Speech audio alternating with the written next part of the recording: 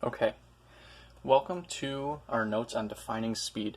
This is one of my favorite note sections of the year, and it follows one of my favorite labs of the year because it's one of the first truly good physics lessons that we do as opposed to just a math lesson. Okay, I get really excited to teach this every year because it's such a simple thing to talk about, but it's also such a big result and something you guys haven't really done before. So I get really excited to teach about this. So you are watching this after you have done the first part of the constant linear motion lab. You should have gotten your data by now, and you should have gotten your graph drawn, and maybe even answered some of those questions that go along with the lab. So on your lab, and what you did was you calculated the slope of the best fit line from your distance versus average time graph. And what I want you to do is you should have your lab out with you while doing these set of notes. So get it out, write down your slope with units here, and everyone's going to have a different slope. So whatever your slope is, blah, blah, blah, blah, blah. But the units of the slope, remember, are the units on the y-axis divided by the units on the x-axis. The y-axis is in centimeters, the x-axis is in seconds. Centimeters over seconds. And the scribble you fill in your own slope there, but that just indicates that everyone's going to have slightly different slopes. Now, the slope of this line represents a new measurable quantity. What is it? We're going to come back to that, and we're going to come back to the key fact here as well in a little bit. We're going to skip down.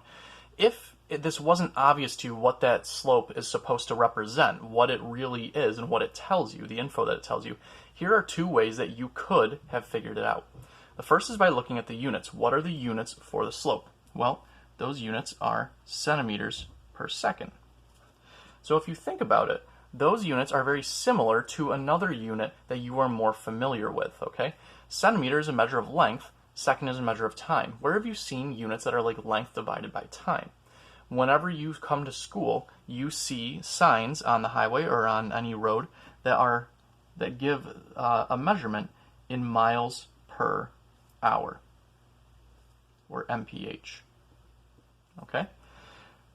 You've seen other units in here that we have called meters per second. It's very similar to a centimeter per second.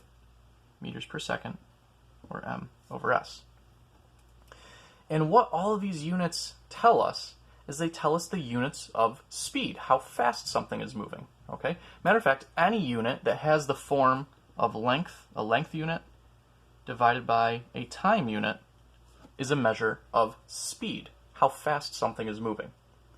Okay, so what this is actually showing us here, and I'll go back up to the key fact now, so that's one way you could tell that the slope is supposed to tell us the speed. And you might say, well, the speed of what?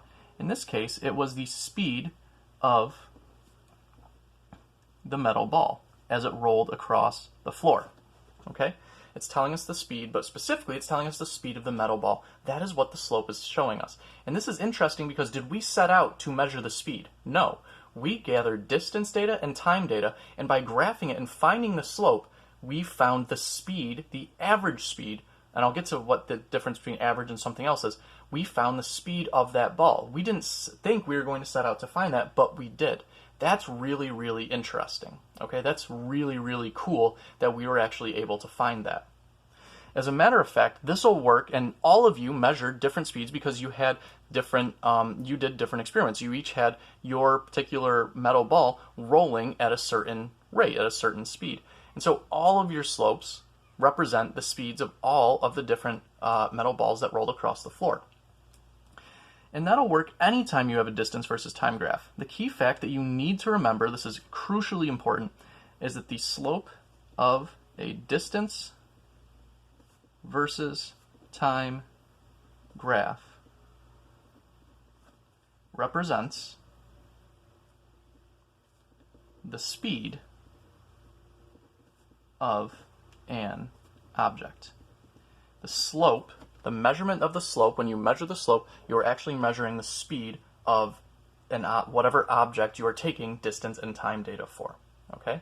So one way you could tell that, if you forgot, you could look at the units. Okay, centimeters per second, that's a unit of speed. That shows you that since the slope has units of centimeters per second, the slope represents the speed of some object.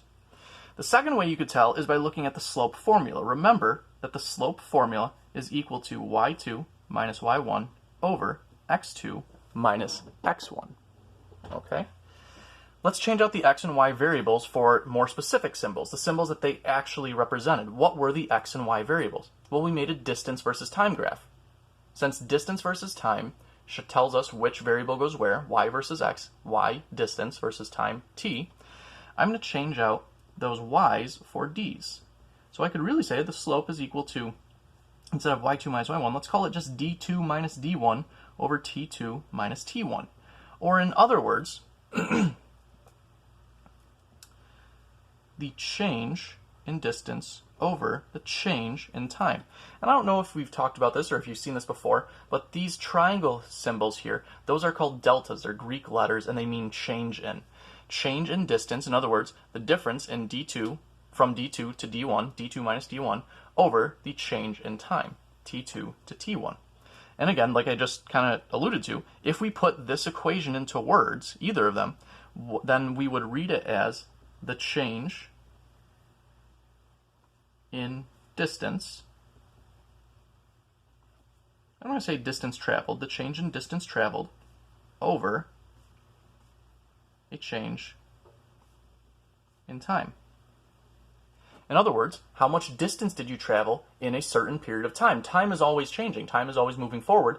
How did your distance travel change? How much more distance did you travel? Okay? If you think about it, this is the definition of speed. When we talk about how fast something goes, what we're really saying is how far did it travel in a certain amount of time. That's what speed is. Okay? The change in distance traveled over a change in time. If we wanted to write this as a formula, we would write it as this. Speed equals distance traveled over time. And as a matter of fact, you can actually look on the reference tables, on the very back of your reference tables under the mechanics section. I don't have mine with me right here, but I believe it's the first equation on the mechanics section in the reference tables. You'll see this. V, with this weird little line over it, equals d over t. And by the way, I'll just define this line for you. This line means average. And we'll get to why that specifically means average in a little bit. It is important, but in a few videos we'll get to why that is, why that's there. I want you to notice something, because this is what we're going to end up using most of the time, okay? It's very good to be able to find the slope and to recognize that the slope represents the speed. But we're not going to do everything in this class with graphs. Sometimes you have to just use equations, okay? So notice that in this equation there is no deltas. There are no deltas in front of the d or t above or in the reference tables. You can think of it as if there is one. They just didn't write them there, okay? You can think of this as if there was a delta right here and right here. It's exactly the same as this equation, all right? This is just the standard form that you're usually going to see it in. And also, always remember that speed is not just a measure of any distance and any time. You can't just take it one random distance point and one random time point. It's always a measure of the change in distance traveled over a period of time. So if you're ever trying to figure out the speed of something by just looking at one data point on a graph, that's not good enough. You can't just look at one distance in one time. You have to look at how the distance changed over a period of time. Okay? That is really, really important. Now, what we're going to do is we're going to look at how we can rearrange this equation. Remember, that is right in the reference tables. We're going to rearrange this equation into a couple different formats. So we're going to flip over. We can rearrange this equation. Oh, I got to move this down. We can rearrange this equation into two more equations that will help us later on. Remember, we were dealing with this. V equals d over t. We have some other equations that can help us. What if I wanted to get time all by itself? Okay, time is down here in the denominator. How do I get time on one side all by itself? Well, it's not very helpful to have time in the denominator. So what would happen if I wanted to get time up in the numerator so there's no more fractions? What I would do is I would multiply both sides by t, and that would lead me to average speed multiplied by time equals distance. If I wanted to make sure time was by itself, I would then divide both sides by average speed, and I would get t equals d over average speed. Okay, and I'm going to write that right here in this left-hand side. Okay, the equation is t equals d over average speed, v with a line over it, or v hat. And all this shows us is that time is equal to the distance something travels over speed, or average speed. Okay? All I've done, this isn't a new equation, it's just a rearrangement of a previous equation. Sometimes people find it useful to rearrange equations to solve for a certain variable. Another way I could write this equation was this intermediate step, where I had d equals average speed multiplied by time, or the other way around, but we know that you can take something from the left side and put it over on the right side, and that this is the same as this. This is telling us distance equals speed multiplied by time. And I should make a note that we did say this right at the front, that throughout this section we are assuming that speed remains constant, that the slope of this graph remains constant the entire time. I do have to point that out. Okay? If you think about these equations, both of them kind of make sense. And I think the first one that we did, velocity equals distance over time, makes a good amount of sense to someone. The velocity, how fast you're moving, is basically a measure of how far did you move in what time period. This one, time equals distance over speed, think about if you have to go 60 miles away, okay, if you're traveling somewhere 60 miles away, and you travel at 60 miles per hour, how much time is that going to take you? 60 miles, and you're going 60 miles per hour, shouldn't that take you 1 hour? And that makes sense because you would just be doing 60 divided by 60 equals 1. 60 miles, and you're moving at a rate of 60 miles per hour, that's 1 hour.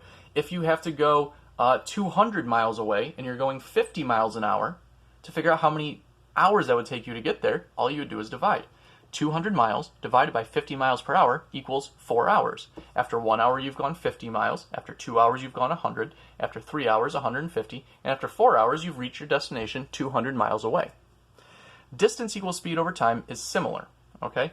How far you go equals your speed multiplied by how long you're traveling for. If I move 3 meters per second for 10 seconds, that means that 3 meters per second times 10 seconds gives me a distance of 30 meters. After 1 second, I've moved 3 meters. After 2 seconds, another 3 meters, so 6. After 3 seconds, 9, and so on and so forth, until after 10 seconds, I've moved a total distance of 30 meters. So both of these are just rearrangements of our original equation, but they're both still very, very useful to us. Okay? Especially the equation on the right, this should actually look very, very similar to what you did with the graph on the lab. It should look very similar to the equation of the best fit line on the graph. Because if you think about the equation of your best fit line, it was probably y equals the slope, which is the speed, times x plus some y-intercept. Well, what was y? Y was your distance, okay? Y were your distance data points. X was your time data points. So if you replace y and x in the slope in the line equation with d and t, you get pretty much this. Especially, you might be saying, well, we don't have a plus b on the end. We could just acknowledge that the y-intercept in this case simply represents our initial distance. That's what a y-intercept does. It represents the initial y value, in this case our initial distance. We could acknowledge that there could be a constant term, d with a little naught, on the right-hand side that symbolizes the initial distance. Okay? Most of the time, this term will end up being 0 in this class. If you take AP, you're going to have a lot of more cases where you don't have a 0 there, where you have some initial distance or initial position. What we're going to get to now are some example problems with speed, calculating speeds, distances, and times. Okay? We're going to use the problem-solving technique above for all free response or just kind of the written questions like this. Even if you already know how to find the answer, you have to follow this format. Okay? Let's look at number 1. Okay, number 1, a truck travels 18 kilometers in 5 minutes. What is the truck's speed? So we are looking for V. Our first step is to write down the given information, including the quantity name, the symbol, the value, and the units. We're going to include any constants, anything that's just important to the question but isn't told to us if necessary, and we're going to write down what we don't know. So far I've written down what we don't know. We don't know V. We do know travels 18 kilometers, that's the distance, 18 km, in 5 minutes. That's the time, 5 minutes. Now it doesn't explicitly say it here, but usually you're going to want answers in meters per second. We have an answer right now that if we were to figure out our equation, it would be in use our equation, it would be in kilometers per minute. We're actually going to unit convert at the end just to put it in meters per second, because usually we want answers in meters per second. Okay, this doesn't specifically ask for it, but let's just get in the habit. So I've got everything that I've written down. If necessary, convert any unusual units into more common or needed ones. So actually, let's do that right now. 18 kilometers, I need to convert that to meters. So I'm going to put kilometers on the bottom, meters on top. Kilometers goes on the bottom because kilometers is up top up here. I will cancel the kilometers out, and I'll be left with meters. There's 1 kilometer and 1,000 meters. So 18 times 1,000 is 18,000 meters. 5 minutes, I want to cancel into seconds. So minutes again is going to go on the bottom. Seconds is going to go up top. 60 seconds in 1 minute. 300 seconds. Okay, we've converted our units. Use the reference tables to find an equation that contains all the quantities you already know as well as the unknown quantity. Write it down exactly as it appears. So in this case, we only have one equation that we know at this point. Okay, average speed, V hat, equals D over T. I have to write the equation down before I substitute in any numbers. You have to do that. If you don't do that, it's points off. Okay, not my rule. That's how it's graded on the Regents.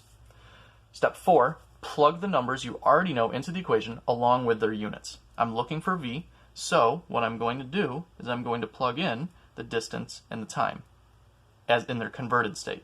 So that would be, actually I'm going to do it like this. V hat equals 18,000 meters over 300 seconds. I've plugged everything in. Step 5, follow the standard rules of algebra to find the unknown quantity. 18,000 divided by 300 equals 60 meters per second. I've also done step 6 right here. Box in your final answer with the appropriate units. Equals average speed. There we go. So I've solved that the average speed of the truck is 60 meters per second. Okay, this process, okay, I call it the last-ditch effort because if you're really clueless as to what to do, at the very least you have to follow these steps. Write down what you know, convert stuff if you need to, figure out an equation, look through that reference table, okay? Every question that you have to do some sort of math on can be at least backed up with an equation. Plug the numbers into the equation with their units. Don't write the numbers at first. You have to write down the actual equation first, and then solve. Put units on your final answer and box it in. Step number 2, or question 2. How much time would it take a man walking at 3 meters per second to travel 4,600 meters? Step 1, let's write down what we know. He's walking at 3 meters per second, so that means his average speed, V hat, is 3 meters per second. He's traveling 4,600 meters, so distance is 4,600. We need to know how much time it would take him to get that far. So if we are looking for anything, we're looking for T. There doesn't look like there's anything to convert, so I'm going to go ahead and write my equation. Now, what I could do is I could write my original equation, plug in my numbers and solve. I could write my original equation and rearrange it, or I'm actually just going to write this equation, okay? This is a little risky. The reason I'm doing this is because I want to just solve for T, okay? Sometimes it's tricky to solve for T and people mess this up.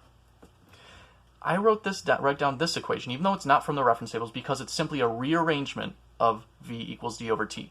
You can write down a rearrangement of an existing equation, but it has to be a perfect rearrangement. You can't have canceled anything out. You can't have plugged in any numbers yet. It has to be a perfect rearrangement. So this is okay. This is acceptable. The reason I chose this one is because time is what I'm looking for. I can plug in for D and average speed right here. I can actually just write an equals sign and plug them in right now. I don't have to write t equals again if I don't want to. So I'm going to write 4,600 meters over 3 meters per second. And now I do the math. So I've written down the given information. I didn't have to convert. I found an equation that works. It's a rearrangement of an equation from the reference tables. I plugged in my numbers. Now I'm just doing the math. 4,600 divided by 3 gives us 1,533.3 seconds. So it would take the person 1,533.3 seconds to travel 4,600 meters. Now, that's not very useful to you because none of you have any idea how much time that is. So even though it doesn't ask for it, this is an answer, okay? I could say that this is an answer for t. I am going to convert this into minutes, okay? Because none of you know how long 1,500 seconds is. I'm just going to convert it off to the side because physics, it is about finding answers and doing math, but the answers have to make sense to you. They have to have some physical meaning. If you have a guy walking at 3 meters per second, you want him to travel 4,600 meters, you should have some sense at the end of, does that answer make sense? This is pretty far. This is at least a couple miles. I'm going to convert this, like I said, to minutes to see if this makes sense, this answer. I've got my conversion set up. I divide by 60. I end up with 25.56 minutes. Is it reasonable for someone to take about 25 minutes to walk? Basically, this is the equivalent of 4.6 kilometers, a little less than 3 miles. I think that's definitely reasonable, okay? It's a little bit less than 3 miles. If they're walking pretty fast, they could definitely cover a few miles in about 25 minutes, okay? Remember, physics is about not only just doing the math mindlessly. The answers have to make sense. Number 3. A ball rolls from the bottom of a ramp with a constant speed of 1.32 meters per second for 8.4 seconds. How far away is it from the bottom of the ramp at the end of this period? I'm immediately going to write down what I don't know. How far away is it indicates I'm looking for distance. The average speed is 1.32 meters per second. The time is 8.4 seconds. Now I'm going to pick an equation that works. Again, I only know one equation. You know, I could use this rearranged equation. Okay, there's nothing wrong with using that.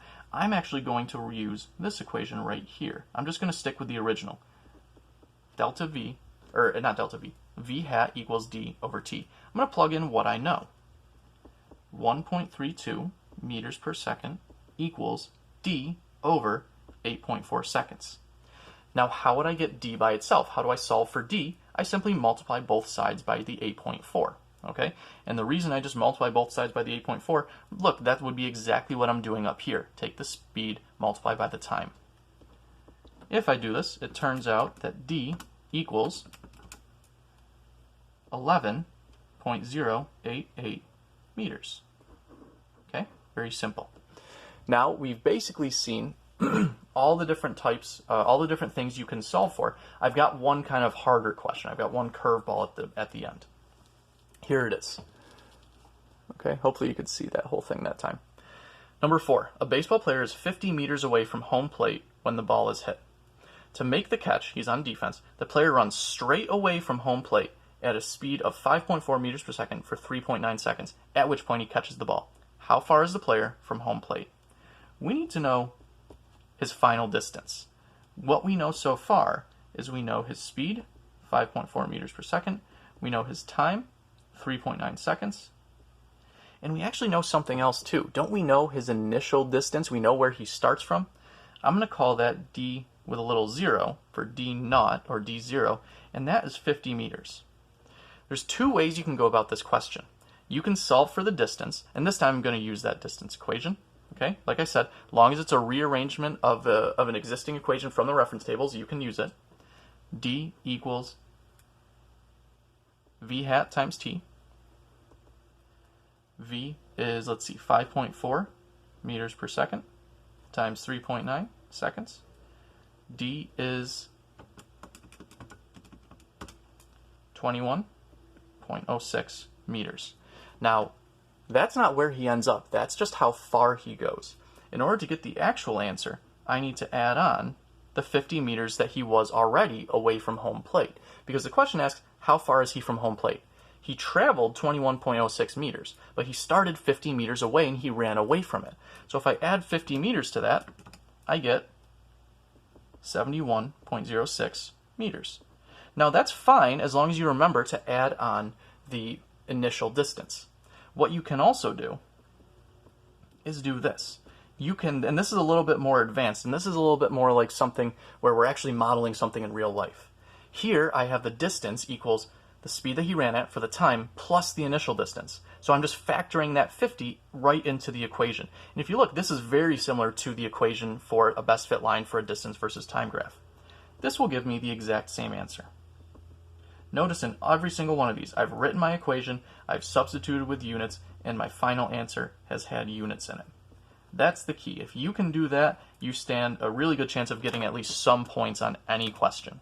Okay? 5.4 times 3.9 plus 50. Again, he is now 71.06 meters away from home plate. That's a little primer on how to solve things using equations, and a little primer on speed and its relationship to distance and time. In our next video, we're going to talk about the difference between, I believe, speed and velocity. I'll see you later.